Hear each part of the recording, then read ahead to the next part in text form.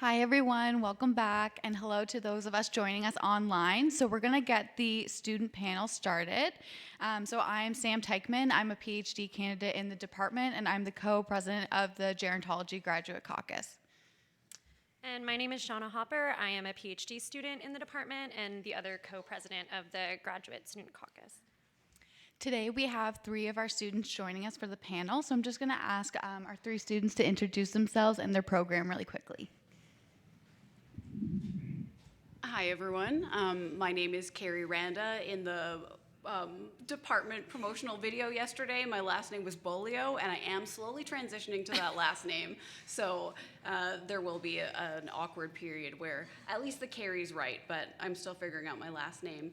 I'm a third-year master's student supervised by Dr. Habib Chaudhry.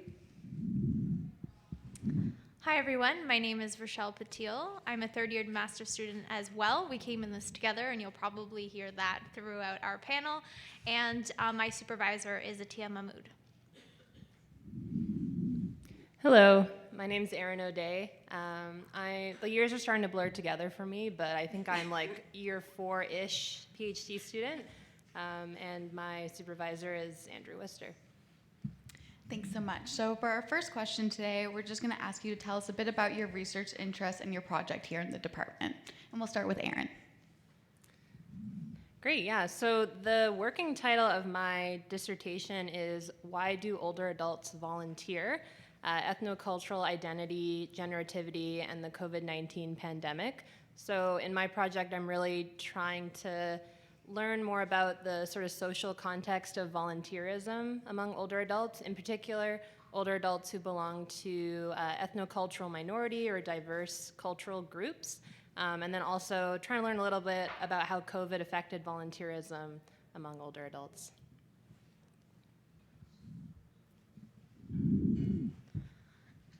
Is it about our project or our program? Both? Okay.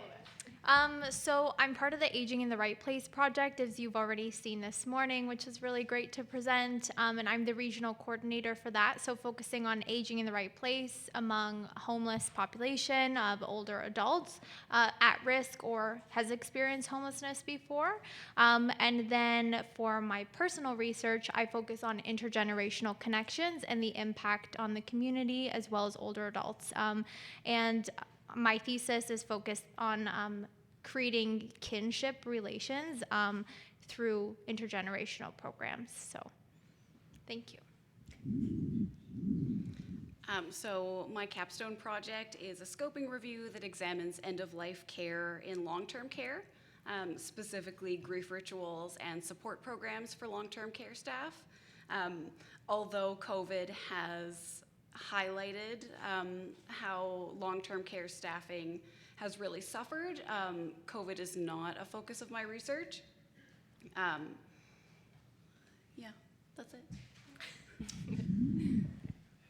Great, so the second question is to tell us about your experience in the gerontology department and your time in the program. So any of the jobs you've worked, some of your favorite courses, and any mentors you've had that have shaped your experience. We can start with Rochelle.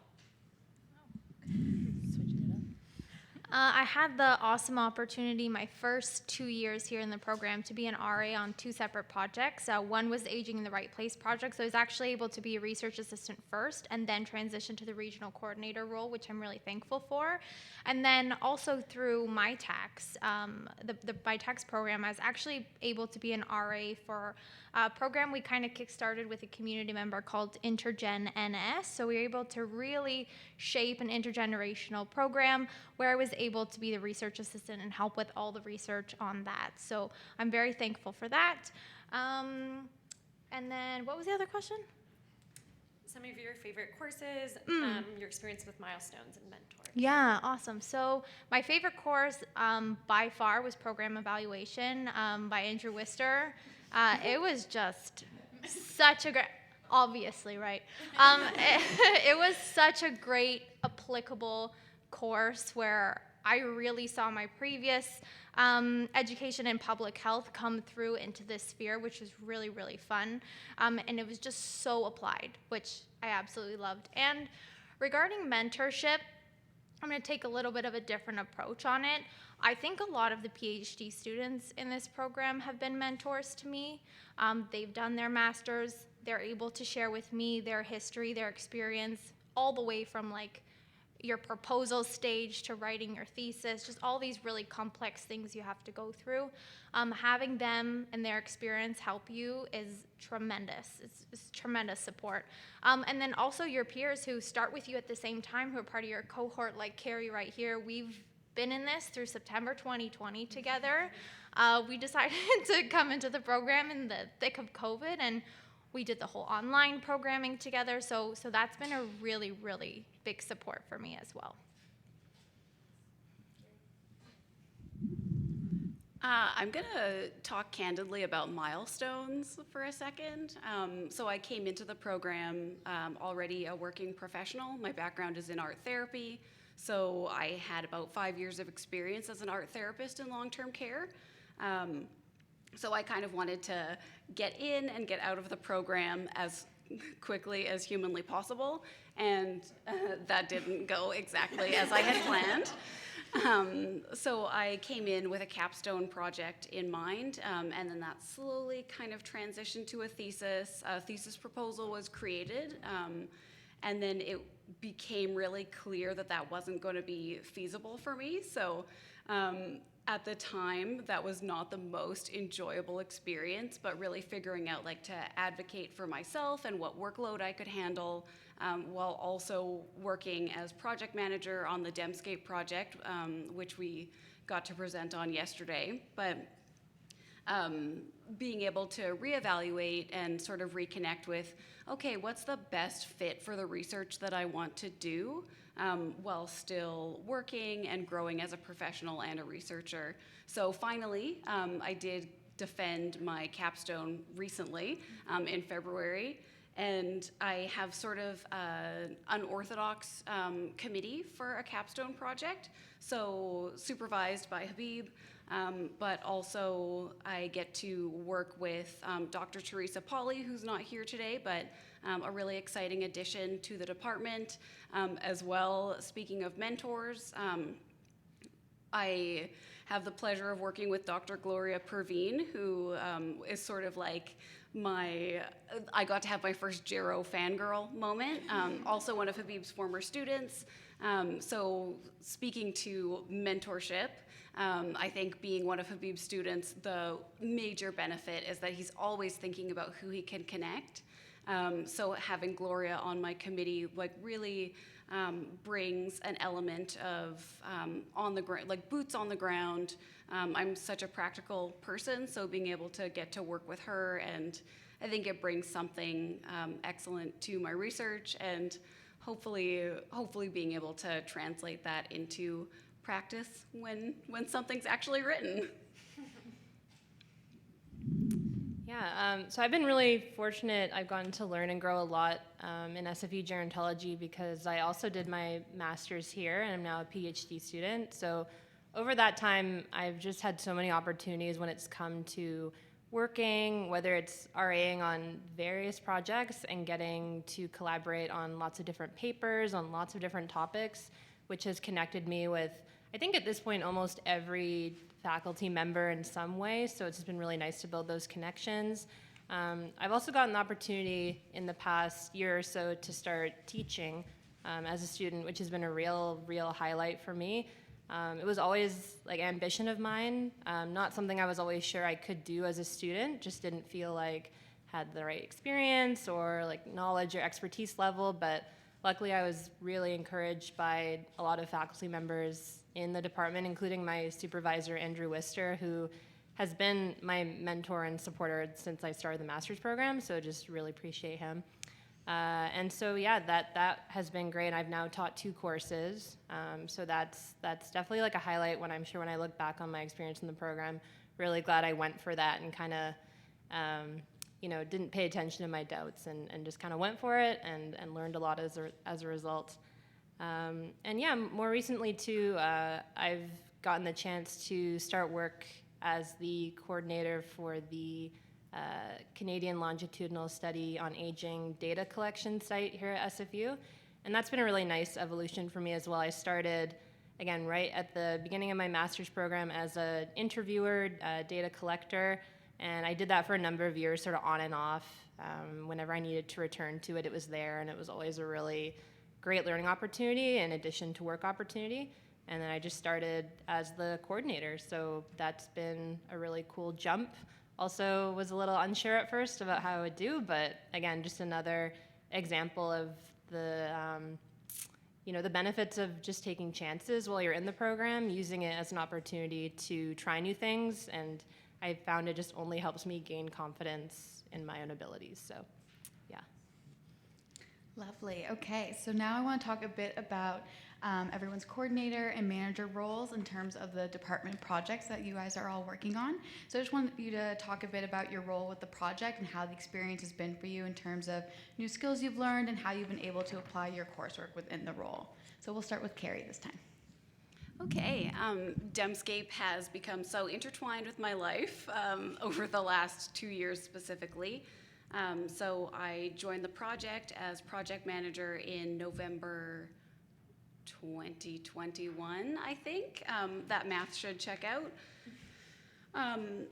It has been such a steep learning curve. I do have experience as an art program coordinator and volunteer coordinator in long-term care, but this was just such an added layer for operating within the funding structure of the Public Health Agency of Canada.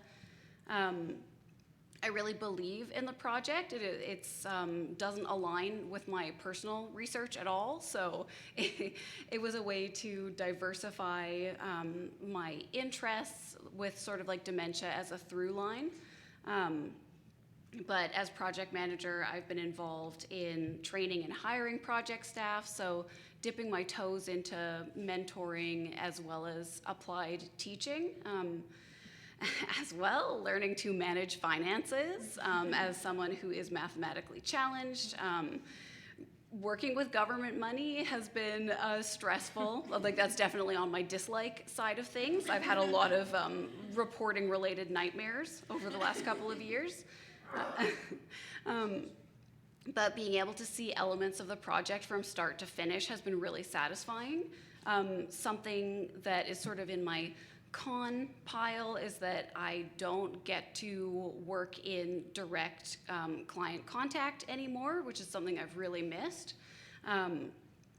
But like yesterday, getting to finally launch a knowledge mobilization tool like the video, that was really satisfying. So it's sort of like the day-to-day admin is less gratifying, I would say, but then knowing that you're creating, especially with that knowledge mobilization focus, that there are these outputs that are going to have a life beyond the project. Also, learning to navigate FAST and FINS through SFU. I feel a lot more confident doing my own taxes, so that's a small bonus.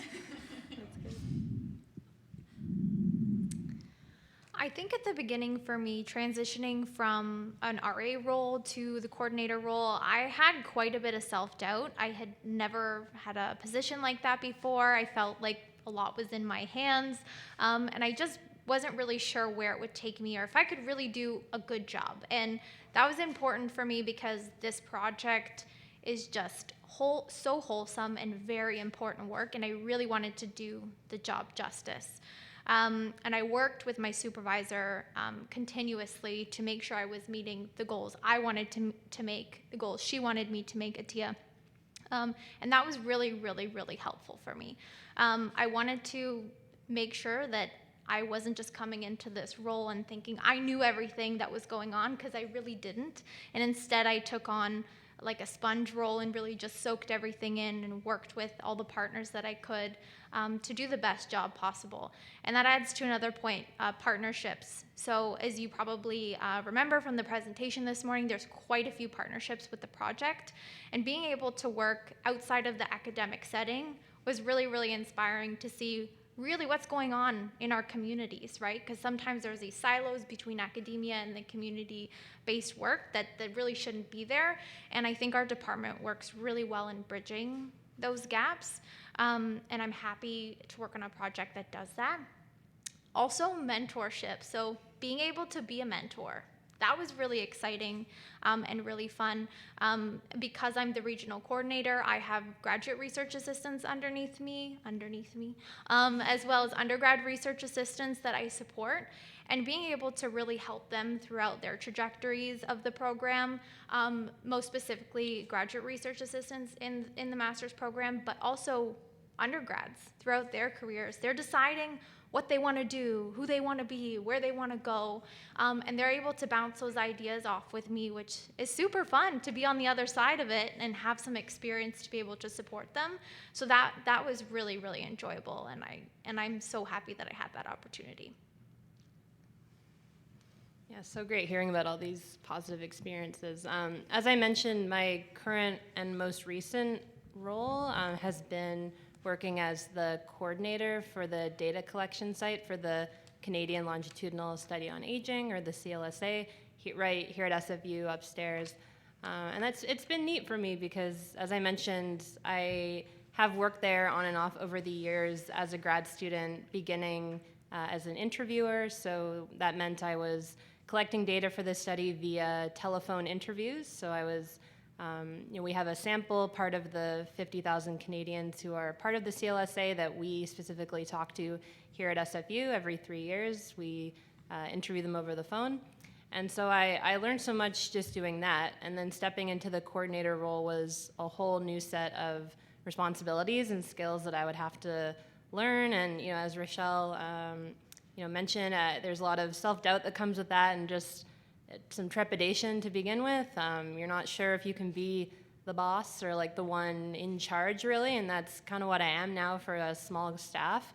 But I've really loved it. It requires, again, new skills to be learned, like sort of being on all the time, responding to like small crises, which I've had to adapt to, but I think it's been good because I can be a bit of a perfectionist at times. So just kind of learning that there's always going to be something small that comes up, but it's always something you can overcome as long as you work together as a team and you have that transparency as to what is the ultimate goal.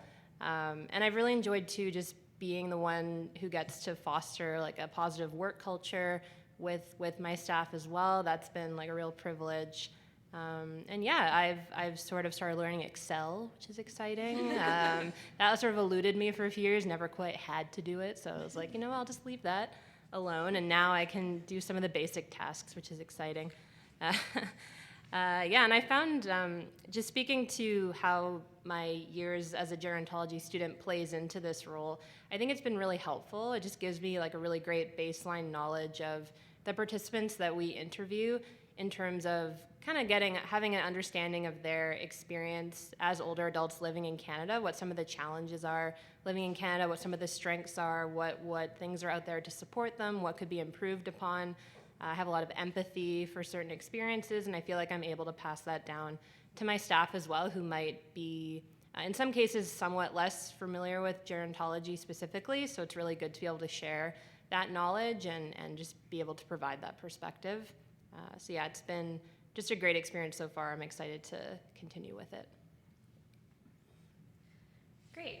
So the next question is to tell us about your next steps for your education or career path and your research. So any career goals you have, how you see your research evolving or being applied, and any skills that you're going to take with you from the program. We can start with Erin.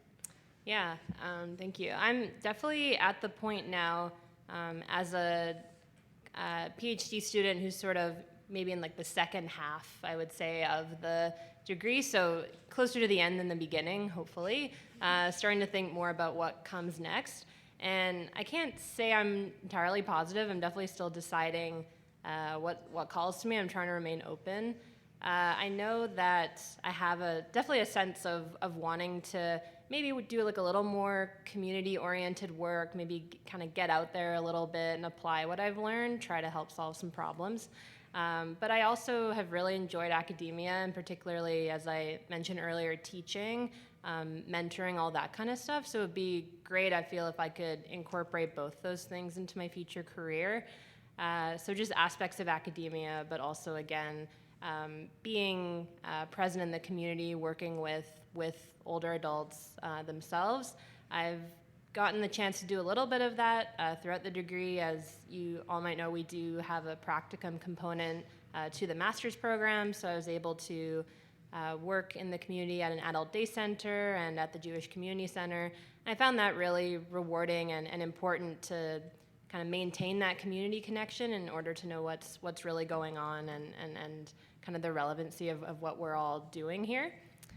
So yeah, I just hope to keep exploring my options as I get towards the end of the degree. But yeah, definitely still in that deciding phase for me. Yeah. I can totally relate to that. Yeah. So I'm set to wrap up my master's career here pretty much the end, early fall. So this is real for me right now, but it's also really exciting, and I can relate to a lot of what kind of Erin's like thinking through right now. I've been very privileged and very humbled by the research process. It wasn't something that I really understood before coming into the master's program. At an undergraduate level, you don't really get that exposure. Like, you don't actually get that exposure really most often. And really just understanding, especially the community-based research side of things, I think that's something that's going to forever stay with me, whether that's in the next steps I take or not. I think research, especially that type of research, I'm going to find a way to be involved in it some way, somehow, even if my position or my next position includes it or not. So that's something that I'm really happy to say today, because it's not something I thought I would say before coming into this program. Also, similar to Erin, I actually really like the idea of teaching as well. I was able to do a few guest lectures at the college level, and it was really, really exciting and really empowering. So I think that's something that I would like to do as a next step as well. And so also integrating my interests. So as I said before, I'm focused on the intergenerational space, but also housing. So maybe thinking about how we can bridge those gaps together, which would be really interesting. And then just partnerships, making sure that's at the forefront, especially when looking at community-based research. And yeah, also having the opportunity to work with older adults. Like as Carrie said, and Erin said as well, when you shift into different roles in the research setting, you're less present in those instances, and I kind of want to shift that in my next step as well.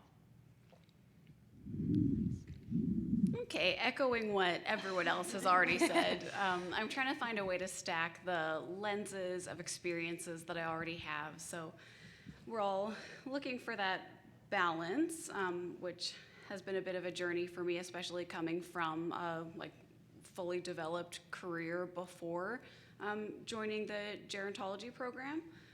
So for my short-term goals, we do have a knowledge mobilization focused My Tax project, hopefully, fingers crossed. So getting back out into the community and trying to find that balance between being with our populations of interest, so older adults, but also trying to pick back up on arts-based and creative projects. So really looking not necessarily for research, but more of those expressive arts programs in the community that engage older adults, as well that spark an interest in teaching.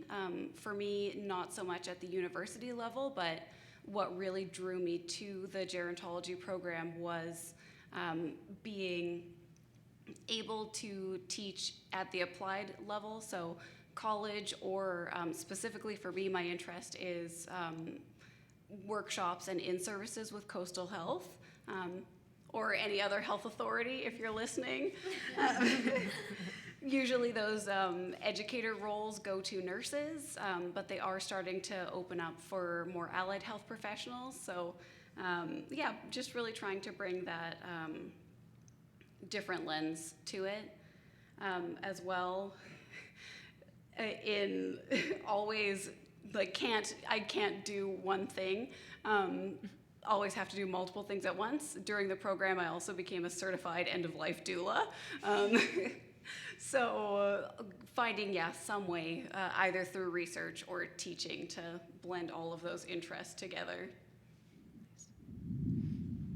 Awesome. So that's all of the questions that we have, but we want to open the floor to any questions that anyone else might have for our graduate students.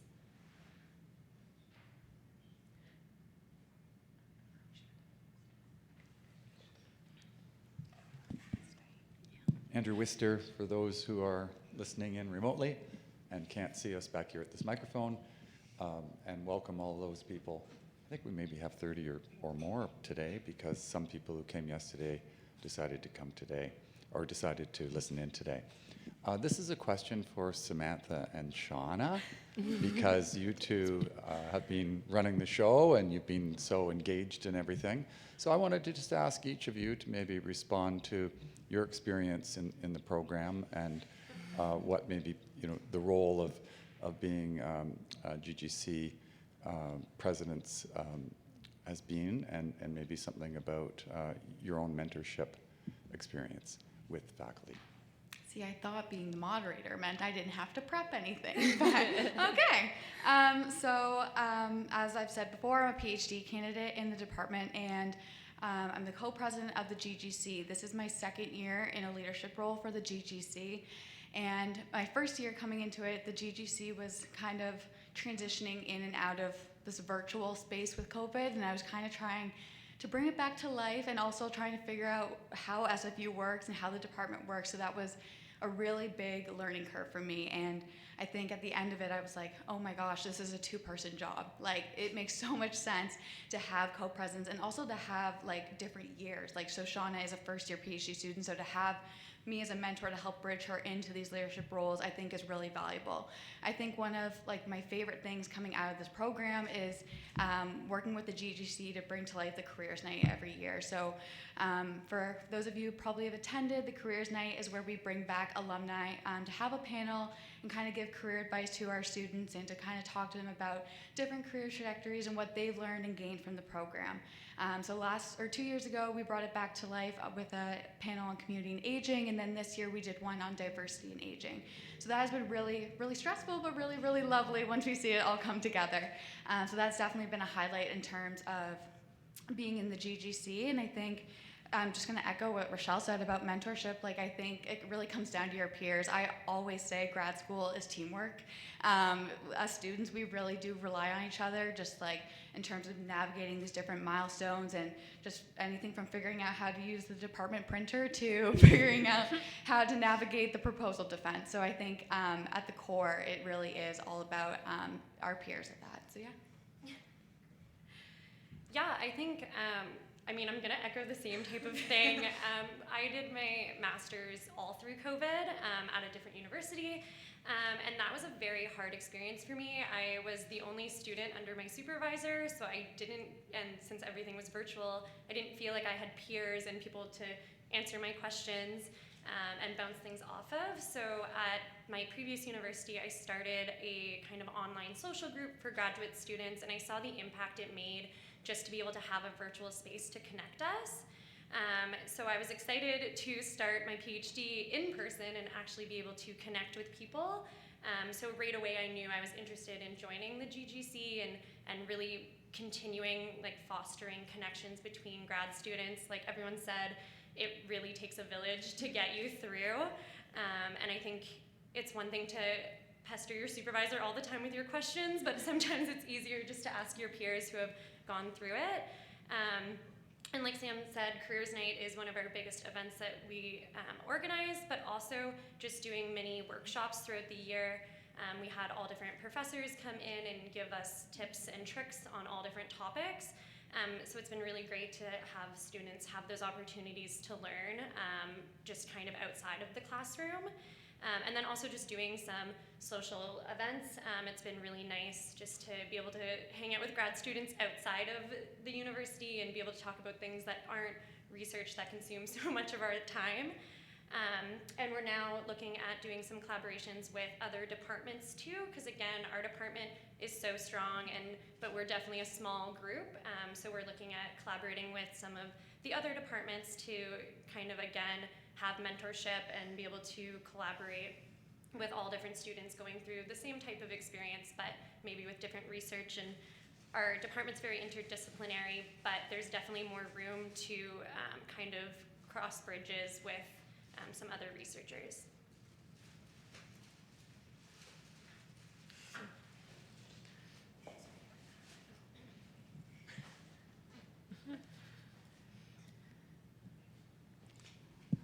Great to hear from all of you. Wonderful to hear from Erin, Rochelle, and Carrie, and also from Sam and Shauna about your motivations, experiences, what you're thinking, next steps, and so on.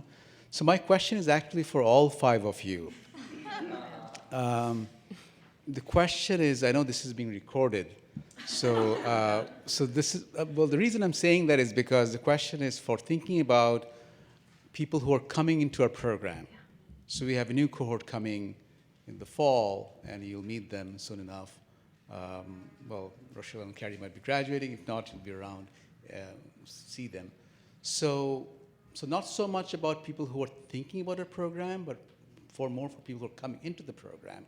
What practical advice would you give them regarding, there are many aspects that you have already touched on. So for example, how to manage through your program in a timely fashion, program requirements, coursework, thesis, capstone, and so on. Research opportunities, working on projects to gain research skills. Also, financial management and working out in the community and so on. So different things that you have been juggling and continuing to juggle. So what have you learned from all of these different aspects of your graduate experience that you can draw from and give 1 or 2 practical advice for somebody who's coming in the fall? So, yeah. Okay, as I am a lifer, so I did my undergrad at SFU, I'm here for my master's, and I will likely return in a decade. But in my undergrad, for those who are familiar with SFU and SFU Burnaby as well, the class sizes are quite enormous.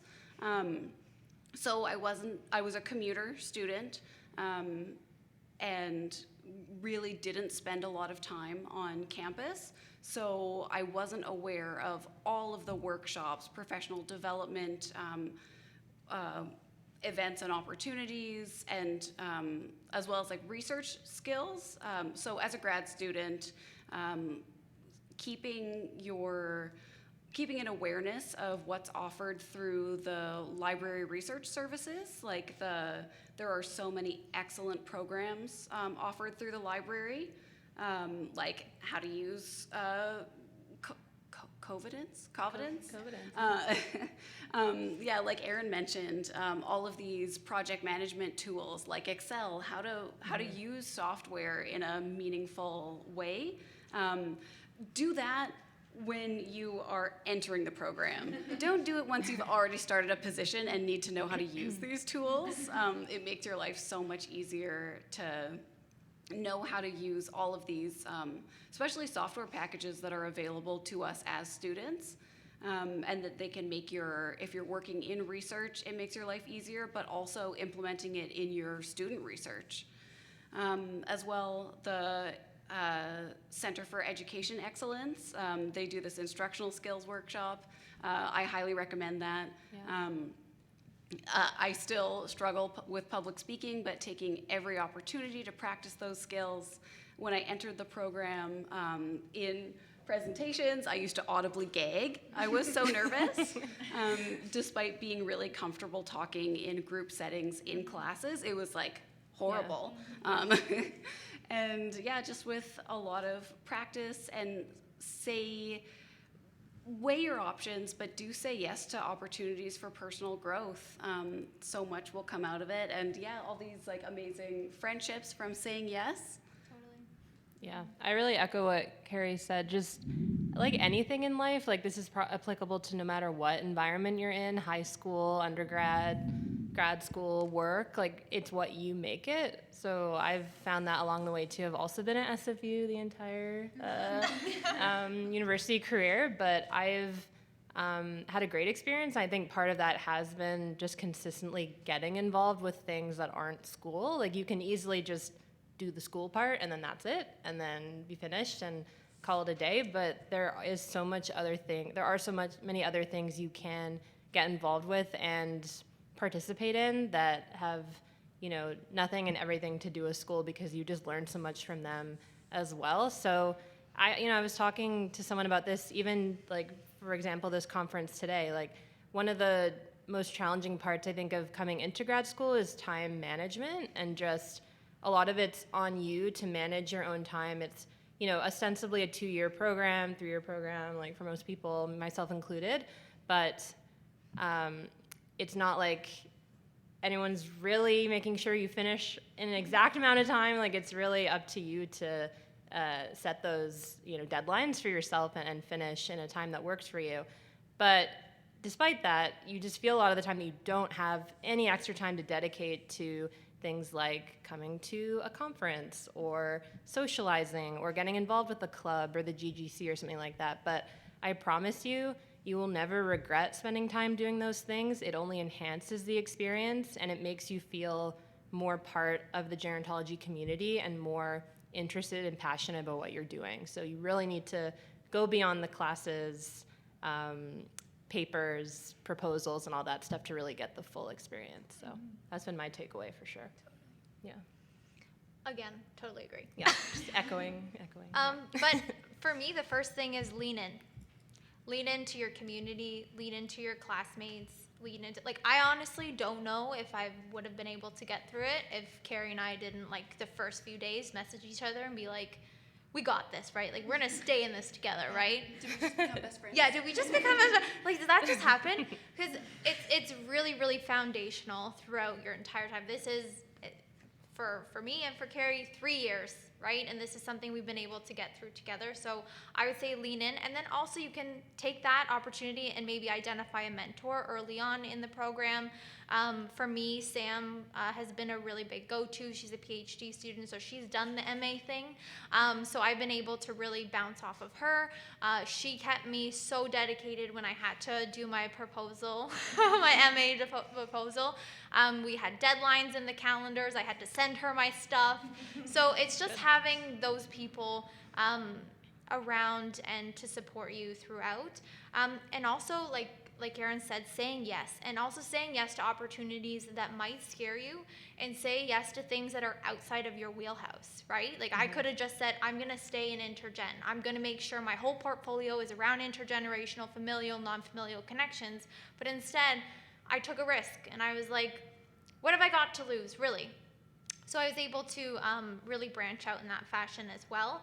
And for future students, my tax. I think my tax is a great opportunity to really focus on your research interests as well as bridge that with community. So I think that looking into that as soon as you enter the program with your supervisor is a great opportunity, as well as applying to every single grant that you can. It's great to have additional financial support. The economic stress of being a graduate student and living in Vancouver, as all of us probably do, or most of us do, is immense. So having that additional support is incredible. And our department works very hard to provide us with opportunities, and we're very thankful for it. But just anything that you can get is better than not. Yep. So I would definitely suggest that. And my tax is also a great way to do that as well. And then from Erin, what she was saying as well as Carrie is balance. You're always trying to achieve a balance within your personal life and your work life or academic life, but something about academia, as most of us will know, it doesn't turn off. It's always on. School is always on. You're doing something, you're always thinking about academic, and that's okay, and that's a good thing. You're a critical mind, that's lovely. But it's really, really important to focus on yourself sometimes and focus on your friends and really take that step back, because that fuels you and makes you a better student and a better learner. So those would be my tips.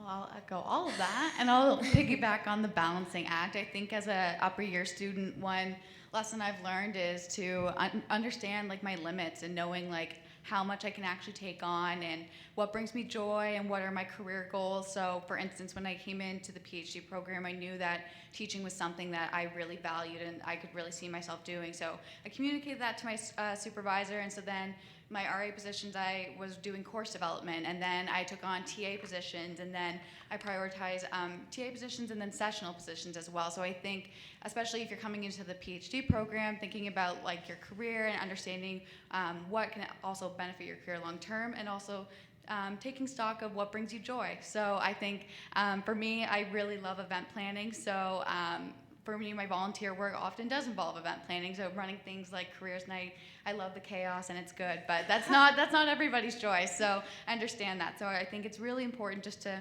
remember to take stock of all the things that you like, and it's only one life, so you gotta make it work, you know? Totally.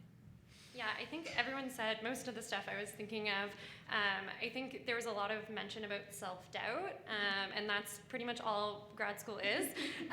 But I think it's really important to remember that grad school is very collaborative, and your supervisor in the department is there to support you. So saying yes to some of those RA positions that you don't know if you can actually do, and taking the mentorship and taking the skills that you can get from it. So yeah, saying yes to those things. If they're meaningful and joyful to you, or even if they're a bit stressful and pushing you outside of your comfort zone, I think that's really important. And for any incoming students, join the GGC, because we would like more help to run more events. Yeah, on behalf of the department, Habib, and feel free to chime in as chair, and Barb Mitchell as graduate chair, we just want to thank the students for being so engaged. I think it's reflected in so many ways. I mean, you can see your participation in this, in the Friesen, in the Careers Night, posters, CHE coming up, and I think that really reflects very well on our department and the GRC, so thank you for that. I'd just like to mention that we're in a growth phase, and we have been for some time. I think this fall we're going to hit about 30 students. We have another PhD student. I think we're at 11 PhD students, which is remarkable. I know Samantha and Shauna, you know, I didn't put you too much on the spot there, but they're both PhD students. Barb Mitchell is Samantha's senior supervisor. We just call them supervisors now, not senior. And Shauna's is Teddy Costco. Others are working with Andrew Sixsmith. We have Teresa Polly, a new CRC assistant professor who was mentioned earlier, and we have another new faculty member who will be crossed with urban studies, who I won't mention until the ink has hit the paper and dried.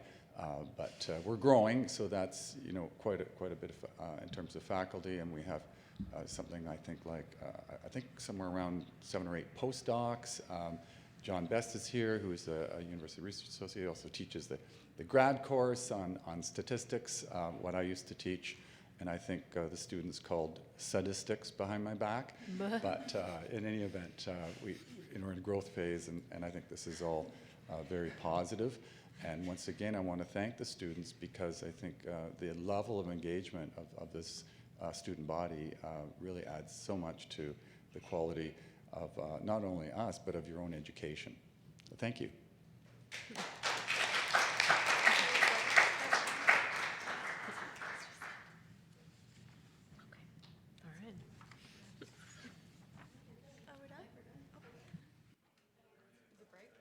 For that to be the quite end. We have a few more minutes, so if there's any other questions. Did you have one? We got a cue. I think it's fascinating to hear all of your experiences and all the depth of the researchers and the scoop of it. I'm curious to know, you know, doing your research in the community and looking at the older adults. Is it some insights you have through your research in the last years or so that, or difficult times or challenges, and that change, or you obtain some insight towards how you look at older adults from adults, and how's that the perceptions change, or if it has changed, towards aging, aging well, and ageism, and how do you look at your own future in that kind of sense? Has it changed any of those things you were thinking before or now after a couple of years? I'll take a first stab at this. That's an excellent question. Thank Yeah. you so much for that. For me personally, through the Aging in the Right Place project and actually taking the time and spending time with people, older adults who have lived experience of homelessness is not something I had done before. That was my first time, my first experience. And you can go through all the training in the world, but being able to sit down and share time with someone who has so much rich knowledge and so many depths and breadths of experience in this world was really eye-opening for me. And it's not something that you can gain from reading a book. It's not something that you can gain from listening to a webinar.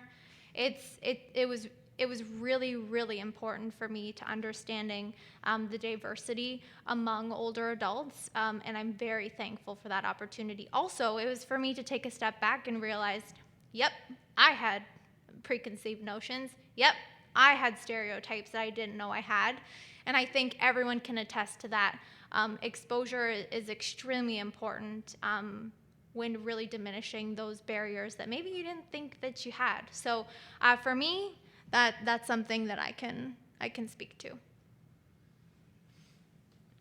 Yeah, I can speak to that as well. Just I think a lot of my interaction with older adults in the community has been through those who are participating in various volunteer opportunities. That's sort of my area of interest in different parts of the community. And I think doing that, it just gives you like a better perspective on aging as a whole, just as a lifelong process. I think we're more similar than different from one another, despite our different ages. You kind of realize that just because someone is like over a certain age, like whether it be 50, 60, 70, et cetera, it doesn't necessarily mean that anything is necessarily more difficult or easier for them. It's just a little bit different challenges, different life experiences just build up. And I think there's just a lot you can learn from one another. So yeah, that's been my experience with that.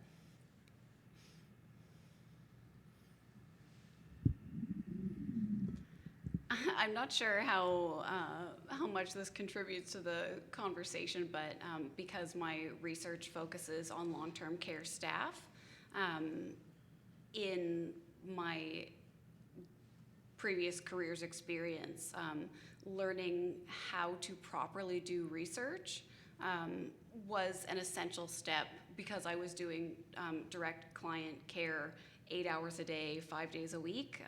So my whole life was older adults in long-term care. So really learning the tools and the vocabulary to meaningfully engage with how do we change policy, how do we change practice. That's how I see, for me, that's why the gerontology program was essential to be able to operate in change making for older adults. Yeah.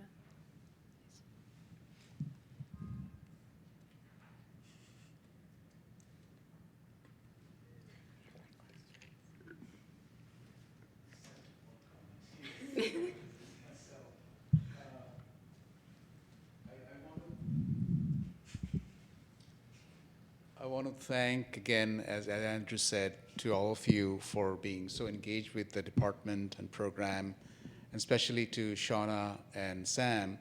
But I want to extend that issue about once you graduate, for going into the community, wherever you are working, to keep this passion.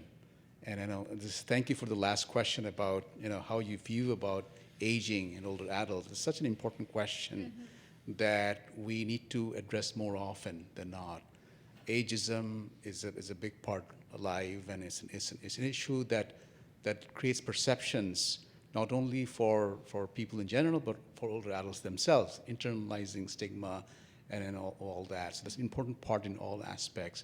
But it brings up the issue about thinking outside the box and questioning things. So I really hope that you can do that and you'll continue to do that, but also being ambassadors of our program. And also thanking, I know there are some alumni yesterday, I'm not sure we still have any alumni here. Are there alumni here? Yeah, sure. Okay, a few alumni here. So wonderful. So we're so proud of our alumni, and you'll be alumni one day, a stepping stone for future good things. So keeping in touch with the alumni and building our alumni network in a stronger way. And that's something we are also working on from the department to make stronger connection between our students and alumni. And that's something we're going to continue to work on. But to you guys, to join the illustrious alumni that we have and be strong ambassador of our program. Thank you.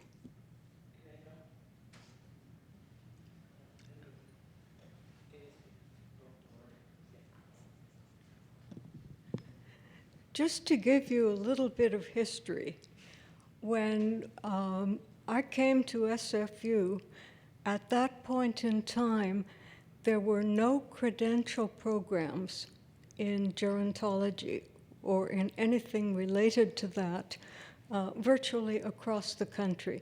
There was one little program at McGill, but not much else. And we began with the diploma program. I had wanted to start with the master's, but we couldn't make that happen. And there were people out in the community who were saying, we're working in this field and we're not being recognized. So it's really neat to see how the program has developed. We started with the diploma, we added the master's, we added the minor, we added the PhD. Starting from nothing to coming to where we're at now. And it's what's particularly gratifying is to see the quality of students that we have attracted and the positions that they're now in. And they're literally across the country. We have some working for the feds, we've got some working for the province, we've got local agencies that our people are heading up. So for anyone here who is not yet part of our program and is thinking about joining, should realize that this is the best in the country. We also are the only units in the country that have both a full teaching program and a full research center. And the way our center is set up with endowments and the way, the kind of scholarships that we set up, that was very deliberate with the idea of perpetuity. So I've been involved in a number of organizations that weren't that smart and that don't exist anymore. So I would say to you also, as you march forward, because you will be in your own careers, but you'll also have an opportunity to shape professional organizations, to shape government relationships. And you always want to think for the future that it should exist beyond your existence, and think about, that to build things so that they will last and so that our people and our messages will spread.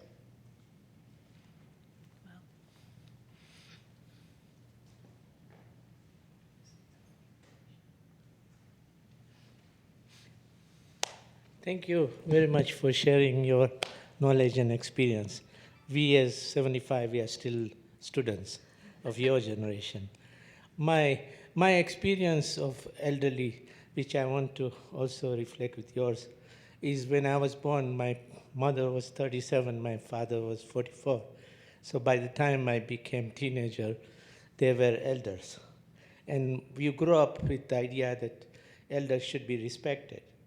But then when you start learning, doing gerontology, then you go beyond respect and try to understand what elderly means. And then you yourself become elderly or 65 plus. Then you start reflecting, what the hell I missed in my life. So my question is, in terms of also to know your parents and grandparents, if after doing these courses, how do you relate to your parents who are now getting older, I guess, or your grandparents? What would you tell them how to age happily? Thank you. Because I think many times respect should go beyond it, because I watch movies, but now I'm doing Grandparents Film Festival. I'm learning the process of making films. And that gives you a more holistic picture. Thank you. Yeah. I think you gain a really great perspective as someone who studies gerontology when it comes to family members. I think you gain a certain sensitivity, and you definitely are more aware of things like ageism, which I think is really important. Some people don't really know when they're maybe being ageist, and you can be the person to kindly step in and say, hey, let's reevaluate that and kind of, let's work together on that. But I think you also learn that, through gerontology and the research that we do, that every older person is an individual and very different. So there isn't a one-size-fits-all kind of homogenous approach that's going to apply to your parents or grandparents necessarily. So yeah, I think it's just being there and being supportive and being aware of what the future might hold. But there's definitely not, for me at least, it hasn't been the case where you can't necessarily be all-knowing or like, it's just, it's really just recognizing that every individual has their own unique experience, but just bringing a sensitivity to that, I think.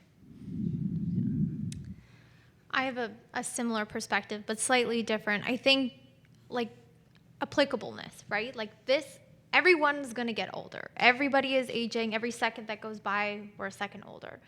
That's what I used to tell my grandma.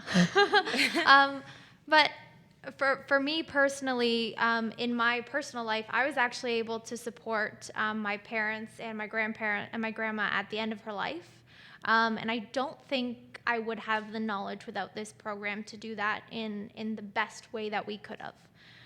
Really advocating for her, really going through all the different familial dynamics, learning about that, learning that that's normal, unfortunately, but really just being able to support my parents.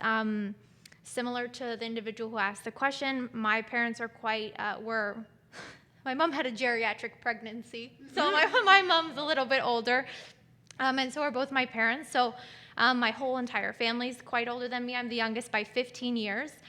So I was around individuals who are older than me my entire life, and I really looked up to that, and I took that as an opportunity to propel me, I guess, in this direction. And also being able to support my parents through times of difficulty with their parents, and then also their friends. I've turned out to be somebody to go to regarding questions about end of life or just the aging process in general. Questions like, is this normal? What are the options? Because a lot of individuals don't know. So I think that that's been really humbling for me to be able to apply that in a very real sense for my family and friends of friends and that sort of thing. Are we good on time? Yeah. Oh, okay.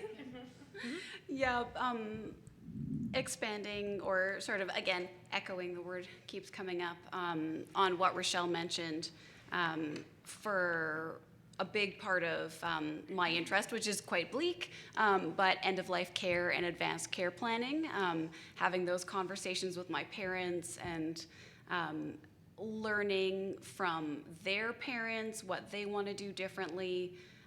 That's really inspired a lot of my interest and now sort of side career in end-of-life doula work, which is another way to reduce the stigma around end-of-life discussions and really like the core of advanced care planning, where you make those plans when it's a little bit easier to engage with those difficult decisions so it doesn't have to be difficult in the moment. It's a weird thing to be excited about, but but it is, yeah. It's a really practical side of, I would say, like a lot of the applied research right now. There are some excellent programs for.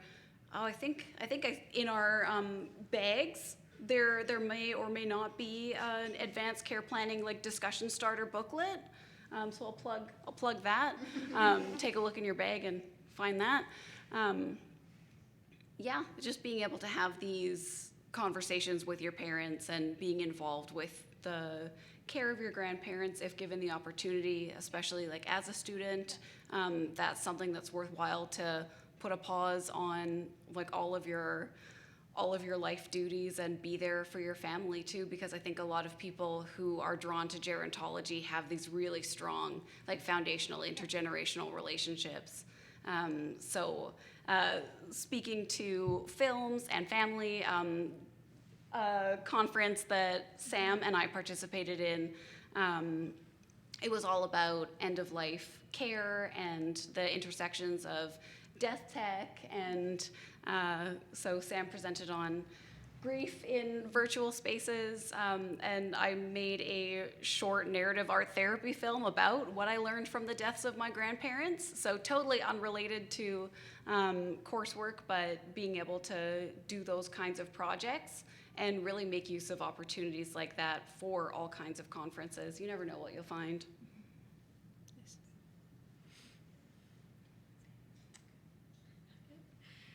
Yeah, I'm actually just going to add on to that. One of the speakers yesterday said multiple times that there should be one phone number to call to get connected with all these sources, and unfortunately there isn't, but something that I've learned through my undergrad in aging all the way through my master's in aging and now my PhD is to be that one number that people can call. So I think that's what I've taken away is I understand how to get the resources in the community for people who need them. So that's been really like motivational for me, and I feel very good when I can connect older adults in my life to those resources. And kind of, I guess similarly to some of you, my parents are quite a bit older too, so I actually didn't grow up with much grandparent influence in my life. So being in these programs and working with older adults has been kind of the only way I've experienced, other than my dad, who'd be upset if I called him an older adult. But yeah, I got to like feel like I had grandparents in my volunteer positions and some of these other positions, which has been very eye-opening to me because, again, I think it's so important that we respect older adults and understand their experiences, and it's inspiring that they're, like Gloria said, there weren't programs in aging 40 years ago, and now we see so many programs in aging and so many people passionate about aging and wanting to teach about aging so that the next generation is passionate about it. So yeah, that's what I'm really excited to take away from this, is just understanding that connecting with older adults, whether it's standing at a bus stop and starting a conversation with the like elderly lady beside you and making them feel connected is so important.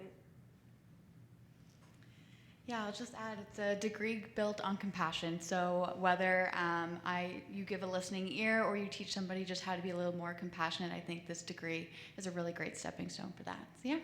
Definitely. Okay, I think this is a great time to thank all of you for this tremendous session.